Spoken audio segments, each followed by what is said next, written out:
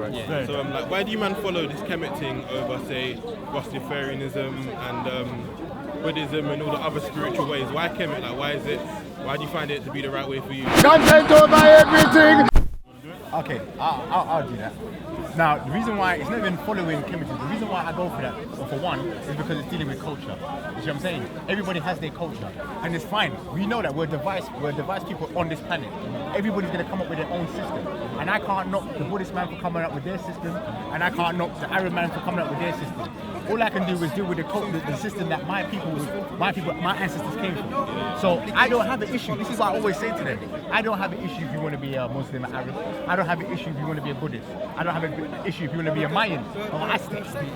If you want to go with that knowledge and with that teaching, then that's fine. So it's just completely based off culture. It's just, and this is the thing, it's based on culture, and this is why I always say it's based off school, because guess what?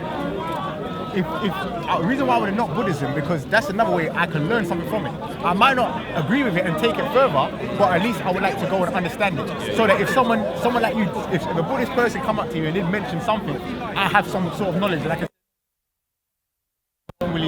don't pursue it. Also, and how do you know that Buddhism is not also a Kemet school of thought? Could be. I mean, I'm not personally Buddhist, innit, but that's like the spiritual view I find personally most relevant to day-to-day life, you know, like spiritually, thoughts-wise, emotional-wise.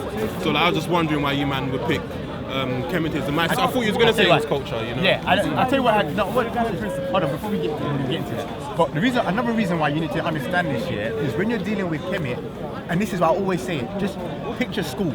Get religion out your mind, just picture school. Do you know why? Because when you went to school, how many different subjects were there? Hella. Exactly. And then you pick, when you go up your levels, you decide to pick a certain one that you want to excel in, innit? Yeah. Do you see what I'm saying? Whether it be business, drama, sports, physio. But you'd pick that based on what you enjoy, what you're good at. Right then. So what I'm trying to say is, when you're dealing with Kemet, it's different schools of thought. So whichever one resides in you that you like, you might be a musician. You know, you might like music. You might not be the type of person that loves the music. So you might go to a specific school of thought to learn music and master that. But then, even though you're mastering music, you're still going to learn about the business side, like learn how to count. You know what I mean? Basic science. Contracts. You see what I'm saying? But you might have a specific one that you adhere to, that you go to, and that's all it is. You see what I'm saying? So we know that if I'm saying I'm dealing with the Kemetic philosophy in that school, I'm seeing other cultures and stuff in other schools, other subjects. I have my main subject that I like, that I'm interested in, this is my culture, but I can also go to these other schools and take information, because it's all knowledge. That's what we're here for, to understand. Do you know what I mean? Not to say mine's better than yours, because the English teacher's not saying to the math teacher, oh, we're better than you. Yeah, we're relevant. You know what I mean? They don't care. They just teach. You see what I'm saying? And that's the whole point. But where you start adding religion into the mix is when you start getting, oh, well, we believe our English is better than your maths. Oh, no, we believe the drama school is better than science. English is the only way. You see what I'm saying? It gets crazy. So that's English is the only way. What is your guiding principle? What is your guiding value, principle? The things that you differentiate yourself from others? As in, okay, so for coming from a Kemetic way of thinking, our principles, we have ma'at, which is what the people in the area, come here a bit closer, we call it ma'at, yeah? Which is truth, balance, and reciprocity. So, balance and responsibility, yeah? No, responsibility. Truth, balance, justice, balance, reciprocity. Okay, that's an interesting concept. Yeah. So how, one man's justice is not the same as another man's justice? 100%. And the reason why that's good, and remember, and this is why I also say it deals with the culture that you're in. You see what I'm saying? Because our truth might not be the same truth as yours, coming from someone outside. And this is why, when you deal with your culture and deal with your school, it's good to have that basis and also know other people, because then you'll be able to differentiate, like, well, the truth that I got here is a bit different. So I might not want to go over that, because I know that what I see as bad, over there, they might like it. So I might have to stay away from it. See, but I like how I hear that, because a lot of the time when I come here, I don't hear these things. So it's very open in that respect, because that's how I am. For example, there's a really good philosopher, his name's Ken Wilber. Yeah. He talks about this concept of nested hierarchies. So this idea that you transcend and include a previous modality of existence, a previous way of doing things. Yeah. So when I tell people to stick to their roots and go back to their roots, there's an appropriateness there for that. 100%. You include that. You don't reject it. Like I come from a number of different backgrounds, and I've been through different experiences, and I've had different ways of looking at things. 100%. But in every single one of those things, there's a beneficial concept. 100%. And so including that in your next stage of being, as I would call it, is very significant. Because then you're losing something behind. Yes. But unfortunately, when it comes to dogma, I can smell that from miles away, so I don't get involved with that. Because unfortunately, it's very rigid in its structure. Yes. You don't. There's no maneuverability there. There's no openness for growth. 100%. Because you think you already know what you're talking about. Yes. But at the end of the day, what he's saying, esoteric and exoteric. Yes. The esoteric, there is no end. That's right. And the exoteric, in terms of looking at the physical structures and the societal structures, I understand that. Because there's things inside, when it comes to society and religion, including the Abrahamic religions, even Buddhism on a level. There are certain things in there that are culturally appropriate, but not individually tailored. 100%. And so when I say that, I mean, everybody's got their own path in that way. You've got to try and figure out what works for you. So when I hear this, I appreciate that. Yes, and this is the main thing that we're trying to make you understand. Do you know what I mean? Whatever is right for you and which you fit, to see it as you are the student, because that's what it is. In this world, I'm interested in your. Is it a religion? Can I call it that? No, that's the thing. Just see it as A school of thought. A school of thought. I love that because I love the Greeks, the way they approach things. Okay. Especially when it comes to life in general, because they don't just look at the mind, you know, because the body's also. Sorry, you want to carry on? Yeah. And in terms of your. You claiming stuff on a mind, no. body and spirit, those You things- today are still drowning, so I'm not just. I'm still waiting for the criteria. Can I go home? No, we're gonna Can you give me a criteria, we're gonna please? deal with that, but this brother's just been Sorry, giving brother, some good yeah? information. Yeah, sorry. Just let him finish, and then we're gonna. So please, before I'm gonna give you time, try and make up a criteria. I'll be waiting for you to make up the criteria. Cool. Who's right? Carry on, bro. Yeah, so what I'm saying when it comes to body, mind, and spirit, and these things, they're integral. They're not just something that you. A lot of people look. I know a lot of people that have read many books, and I say this from a place where I've read a lot of books as well. Exactly. But I came to a stage in my life where I realized that reading doesn't matter. Yes. They say people say, "Oh, knowledge is power." It's not. It's the application of that knowledge. Application, And application for me is synonymous with experience. So you do your thing, you read, you get your knowledge, but you go out into the world as well, bro. Because that's when you apply it. Yeah. There's a lot of talking boxes here. I've read many books. Yes. And they'll say that to you. But it I doesn't read this apply. book, I read that book, I read that book. Yeah. But you see in the way, their demeanor, the way they carry themselves, and the way they Exactly. express it, they haven't experienced it. 100. And that's why it doesn't resonate. 100. It doesn't resonate when you haven't experienced it for yourself. 100. As soon as you do that for yourself, you don't have to worry about it. You've got nothing to prove. 100. People will understand it. Mind you, when you say the truth only applies to certain, like say your truth in your culture is X and in another culture is Y, would you not then say there should be a one truth, one truth essentially? And this is the thing, you would never know because, and this is why it can only work. It can only work in your environment and where you are in a place of time. Because look, if we're in, let me give you an example. Okay, so that right now, if we was raised and born in the Antarctic. Yeah. So life's a bit rough. Yeah, so it's right. Yeah. If we was raised in the Antarctic, our truth the truth to us might be, I don't know, we need to now eat seals and certain animals that are there because it's scarce. Eskimo, because that's what's there. So the truth is that we need to eat this because this is what enhances us and keeps us alive. It's funny you mentioned that, because I'm a personal trainer and I do something called anthropological nutrition.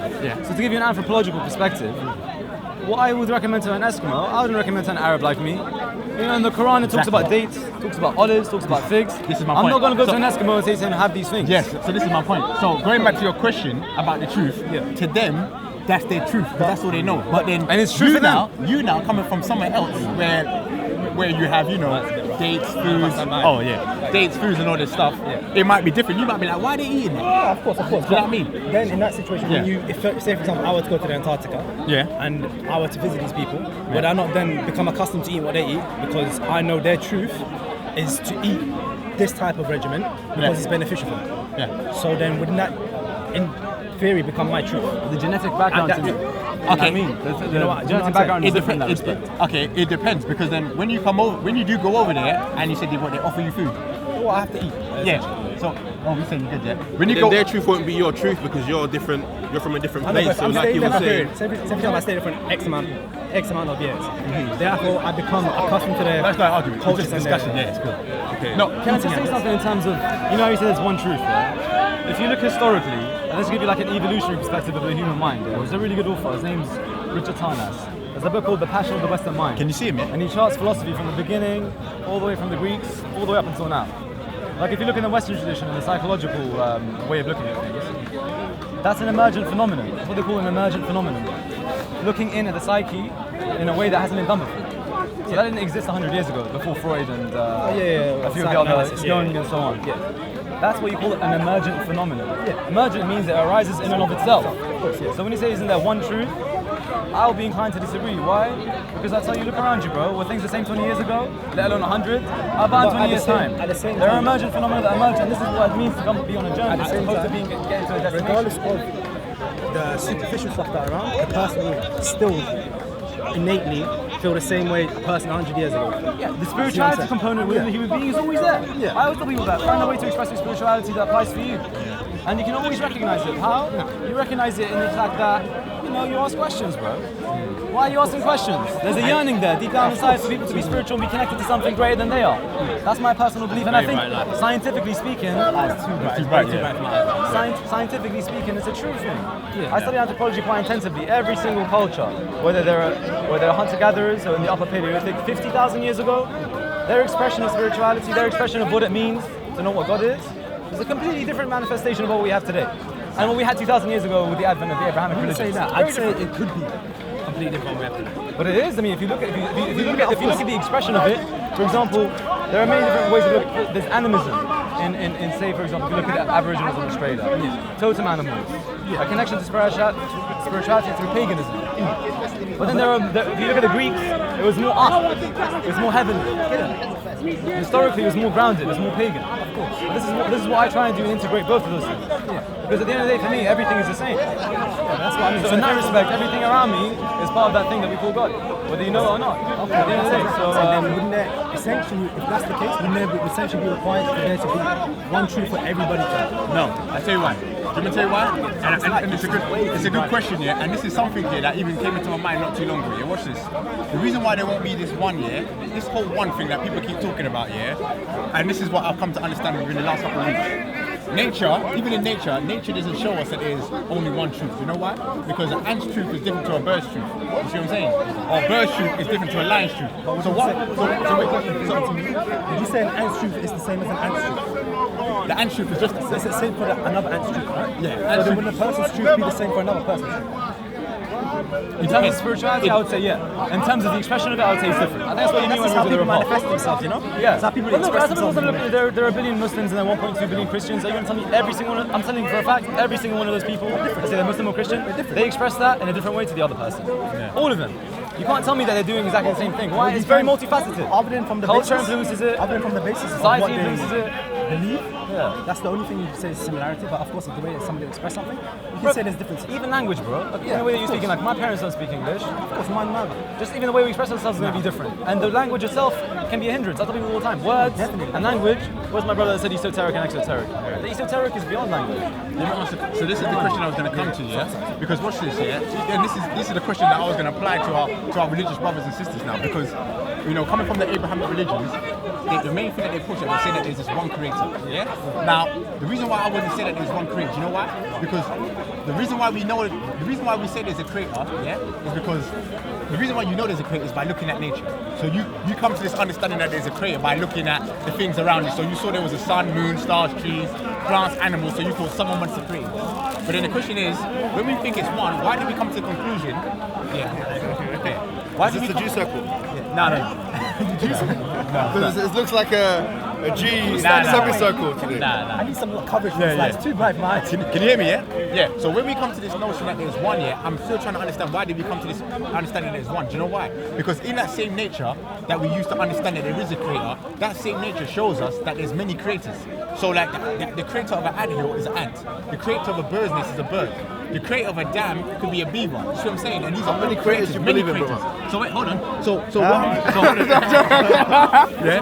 goes back to that thing. It goes back to that thing of nested hierarchies in that respect of things laying themselves up. So watch this. So if the nature that we use to show that tells us that there is a creator tells us also that there's many creators, why do we say that there's only one? You see what I'm saying? The only thing that I would say is one. Do you want me to tell you? The only thing that I would say is one when you're dealing with that aspect is the force. Do you know why? Because the force which each animal are using to create, if they didn't all have that force or didn't apply their force, they wouldn't be able to create what they do. So spirits. Just the force. There's a poet, it wasn't Rumi, I think it was Ibn something. He said, God stirs in the stones. Second? God stirs in the stones, okay, moves through the animals, and in a way he realizes himself in man. And that's what you mean by spirit. Because everything has that inside them. It's that force, the Tao. It's zero. Is your point necessarily a naturalistic point where everything is just happening because of energy? As in, and that energy itself is the oneness of God. Is that the point? No. So okay. So what I would say is, the force is eternal. Yeah. It's now depending on what different things can act upon it. So if nature shows us that there's many different creators. Yeah. Do you mind standing a bit closer? Oh, is it hitting the eyes? Turn my eyes. If you're right there, it's blocking. Okay. Thank you. So if the same nature that made us understand that there's a creator shows us that there's many creators, but the only thing that we can actually say is that all these creators in this nature all are using a force to create, regardless. They're using this one energy, regardless, to create. All their creations are different, but they have this one force. I'm now saying whoever created the planets, the stars, the universe, the Milky Way, all these different things, why do we say it's one? Why do we say it's one? And why do we think that there couldn't be a multiple of creators? The same way in our nature we have multiple creators and because we essentially logically just lead back to one. No, why? But no, I'm saying logically we did not. So if you're going through all these steps, there needs to be X amount of creators, then you'd go that infinite regression model, no? But it wouldn't get into infinite regression. Do you know why? Because if you're saying that the creator, if you're saying that the creator is eternal, the creator is an eternal being, and one of his attributes is to create. Was he eternally creating? Is he eternally creating? Forever creating? Yeah, eternally. Yeah, exactly. So it's the same thing. So creation is always happening. Yeah, eternally. So there's no beginning to creation or no end to it. Because if the creator is eternal and he's the creator, he was eternally created. But it's also in the categorization of the creator. What the creator creates can have an ending. Okay, but then the question is now, why now? That's in the same creation. In the same creation where we understand that there is creation. Why do we assert that there's only one singular when the same creation that we look at to make us understand that there is creation, there's many different creators? Can I say to you, the problem is strong to follow you a little bit. Can I interject? I don't really get exactly. No. Can I interject? Just so I can categorize it so you understand it. Because I think the way that you're seeing it, I would say, for example, when you say creators, let's just say God with a capital G and God with a lowercase g. The reason I say God with a capital G is because as soon as we start talking about the creator, you have to define that term. Because an engineer does certain things, but does that mean the creator with a capital G, God, is the same thing as an engineer does? So we're going to anthropomorphize God in the way, make him into a man. He creates machines with clockwork. That's why I say when you say the little creators, I can appreciate that, because I do things like shamanism and things like that. I understand about the spirits of the animals and the plants. I can fully appreciate that. But when you transcend that and you look at the reason I say God is the thing that you can't describe. As soon as you bring it down to this level, you're not talking about God. No, okay, that's the way I see it. But then if you can't describe it, then it doesn't exist. That's the thing. You said that. No. That's you saying that. Do you want me to tell you why? No, do you want me to tell you why? Because if you're saying that the small G's are the creators, what's the purpose of the big G? That's the journey, isn't it? That's how you try and explore it. See what I'm saying? That's what I'm saying. When it comes to that, that's your journey. I tell people that straight away. So you just leave that. So you just leave that as part of the journey. Because look, you said what was the brother that said esoteric and exoteric? He's over there. So the exoteric is what I try and help people with. Okay. When they deal with that, I always tell people a pyramid, flat on the surface is balanced. You flip that around and it's on this tip. It's very shaky. You deal with the bottom stuff, and you'll find that's why I say there are emergent phenomena. You deal with those issues that are very tangible, the things that you talked about, the creators, the tangible things that can be expressed adequately and in a way that most people can understand. You do that for them enough, you'll find they'll be on their own journey, and in a few months or a few years, they'll come back to you and say, "Hey, this is my interpretation of the big G. But you know what's your one?" And then we have fun discussions. No, we can enjoy it. But you know what? You've already answered what the purpose of the big G is, Go ahead. and that is to create. Because without the small G's, without that big G, those small G's wouldn't be there, right? And them small G's, like you just said, are those creative things. That's why I call the Tao. So that's then now, that's what they call the it's still Tao, gonna. That means we do know the purpose of the big G. The purpose of the big G is for those small creatures to create. You see what I'm saying? So all in all, and that means, and then all the small G and the big G, they're one and the same. There's no difference. But that's the contradiction in terms. But that's but they're one and the same. I still can't know the main purpose or the whole purpose of God, even if there is one. Nobody would. It's only going to be ideas. The only thing that we do know Is this based on the big body? Is that we're here to create. Because what do you see amongst you every day? Creation. Destroy, creation, something goes, another thing comes back. That's it. That's what we see. Hindus say the same thing. People in Kemet will say the same. You know what I mean? Loads of people come with the same ideas. And Mayans, Aborigines. Wouldn't you say that the vibration of the big G is circulating through the small G? When it comes to that, the way the big G works is a very complicated. But as human beings, in terms of the physical structure that we're in, we're forced to see things through a number of things. No, but it's good. No, it's good that you said that. So I think that's what it is. Once you understand that, because and it's funny, because guess what? This is the reason why I say even if you use the religious text, in the beginning of the Bible, when God created man and woman, what did He say to them to do? Go forth and what? Multiply. Create. Yeah, hear that. You see what I'm saying? Go forth and create. That's it. That was the main duty. But then obviously, as the story goes on, they had an encounter with this person and did this and did that. You see what I'm saying? So at the main crux of it all is creation. And He creates it. That's all we see amongst us. That's why we have a jacket. That's why we have someone glove. That's why we have a camera, microphone. These are just ideas that's coming to the mindset. Remember, it starts up in the mind. So the main creator, the idea had to come in the mind to him to do something, to create. You see what I'm saying? I hear you. While we're here, I follow. You know what I mean? So it's just a big mind. The point is that you use the word creator.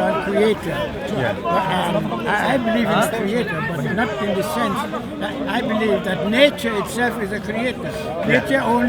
Nature doesn't only create, it also destroys. And in what is called rebirth. 100. So nature, it's nature. I mean, I can show you a beautiful sandstone that was Create and there. destroy is literally two sides of the same coin. Exactly. They go hand in hand. What religion does is they make the creator in the form of a man. If you read the Bible, you will think God is a man. I mean, you read the book of Daniel, and you will see that Daniel said he saw God, and he had woolly hair. You know, so that means he must have been an African man or something. Maybe not. But then even then, So this absurd thing about people, religion making God into a man. Particularly Christian religion, they make Jesus into a man, they make him into a God, worshiping man. No, but the reason why I say that's not, and it's fine for them to do that, it's not an issue, but because the reason why, remember, at the end of the day, it's only the ideas that they had to make in the environment. Remember, like I was saying, it's like school. In the environment, people are going to come up with their own ideas. You see what I'm saying? And that's why I say, see that to the my Muslim brothers, I always say to them, I don't have an issue with Islam, but all I'm saying is that Quran and that message got sent to those particular people. It says it there. The message got sent to that prophet in that area. Hold on, it got sent to that prophet in that time and to those Arabs at that time. They needed a messenger, a manual to help them because supposedly in that area they were the worst of people. This is what it says. So I'm seeing it as that's their guidance. That's what was given to them. Now other different cultures had their own. Whether it was through their nature that they used, whether it was through the wars and interaction, wherever it was used for. They had their own. You see what I'm saying? But then now what's happened is two major religions have taken it upon themselves to now say that this message has to be for everybody. And this is where the confusion comes in. Do you know what I mean? Can I say something? Logic demands that there is one heaven. Logic demands. You cannot have 10, 4, 5 different heavens. There's only one heaven. But what do you mean by heaven? But what is heaven? Heaven. It's another planet where God dwells. We don't know that. Just listen to me. Logic demands that there's only one hell. Why could it be two? Because Satan is one. Back in the mix. Oh, okay. When you're finished. All right. How long? Because Satan is one. Logic demands that there can be only one message from heaven. There cannot be 3, 4, 5 different messages, especially if they are contradicting each other. I know. You're assuming there's somewhere called heaven. That's an assumption. You're assuming that there's somewhere called heaven. Definitely. Okay. Now, logic demands that if there is heaven, there must be only one message. But that's a big if, isn't it? I'm giving you your choice because you have a way to believe or not to believe. But I believe. But you're saying logically. Yes, I'm not stating, I'm not imposing what I believe to be true to you. I'm giving you the choice to decide. Because my faith, I reason my faith step by step. I don't follow no religion blindly. whatever I read in the Bible, I check it whether it is valid among the human race today or not. Okay? Now, logic demands that there's only one message from heaven, and it cannot. Why does logic demand? Yeah. I tell you why. Because if there are 2, 3, 4 messages from heaven, there'll be confusion, and God is not utter of confusion. God is a reasonable, just God, a righteous God. So He cannot give 3, 4. For instance, the Quran says Allah has no son. The Bible says God has a son. Okay, these two can never be reconciled. It doesn't matter what any human being says. 1,000 years from today, the battle will still be fought. Okay, so when one says Allah has no son and the other says but God has a son, that definitely tells me they are not from the same source. They are from opposite camps because they are speaking about the same person but contradicting each other. So they must be from opposite camps. Yes. Okay. Now, then the next thing for me is now, these two religions have dominated the world, just like you said. Okay, they are in every village, every town of the world. Okay, and eventually they will swallow up the rest of all the other minor religions. Okay, so somewhere down the line, my reasoning tells me that the truth must be between these two religions because of their sheer influence. Why can't they both be wrong? Well, if they both contradict each other, why can't they both be? I have considered that option also. Believe me. I don't think you have. I have. Believe me. Look, listen. Before I gave my life to Christ, okay, somebody told me, somebody made a statement, don't read the Quran, it's forgery. That's what he said. I went to buy the Quran. I went to buy the Quran because I wanted to know why he said don't read it, it's forgery. So I went and bought the Quran.